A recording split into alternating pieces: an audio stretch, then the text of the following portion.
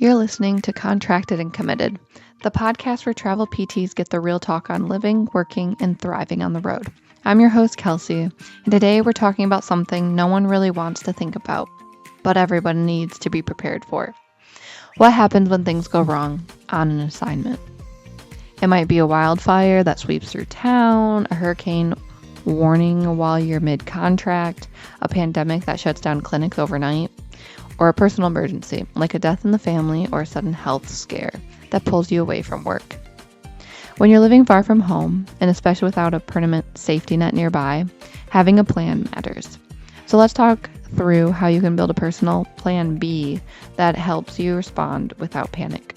Step 1, know your exit strategy. Before you even pack for an assignment, ask the hard questions. Start with your recruiter and the facility. What's the emergency protocol if the clinic shuts down? If I have to leave early for a personal reason, what happens with my contract? Do I still get paid if a natural disaster forces closure? The answers may vary, but the key is to get clarity, preferably in writing, so you're not left scrambling or losing income when something unexpected hits. Some contracts may include a force majeure clause or specific pandemic disaster language. Know what's in yours before you sign. Step 2, build an emergency fund. If you take nothing else from this episode, let it be this. Your emergency fund is not optional. When you're traveling, you need the flexibility to get out of town quickly, book a last-minute hotel, or break a lease early. Having a cushion, even a few $100s, can turn a chaotic crisis into a manageable inconvenience. Start small, $20 or $25 per paycheck. Create a separate high-yield savings account or use an envelope system, whatever works for you. The goal is to be able to pivot without going into debt or relying on others. Step 3, keep essentials portable and ready.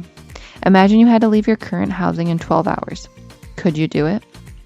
Keep a go bag or a checklist of your essentials: PT license, certification, driver's license, insurance cards, medications, a small first aid kit maybe, chargers, backup battery packs, paper list of important contacts, copies of your contract and recruiter information, extra cash or emergency credit card. You don't need to be a doomsday prepper, just someone who's ready. Step 4, stay informed and stay connected. When crisis hits, information is everything. Make sure you signed up for local alerts in the area where you're living. You know where the nearest hospital, urgent care, and evacuation routes are. You have a reliable way to contact your recruiter and emergency contacts. Even something as simple as saving key numbers and your phone number under in case of emergency can save precious time. And don't forget, community matters. Know a few people locally, other travelers, coworkers, even your furnished finder host, so you're not completely alone in an emergency. Being a travel PT means saying yes to adventure, new experiences, and a life that's anything but ordinary. But the flip side of freedom is responsibility, and having a plan means you're empowered, not afraid. So ask the questions, save the money, pack the bag. You deserve to feel safe, supported, and ready for whatever comes your way.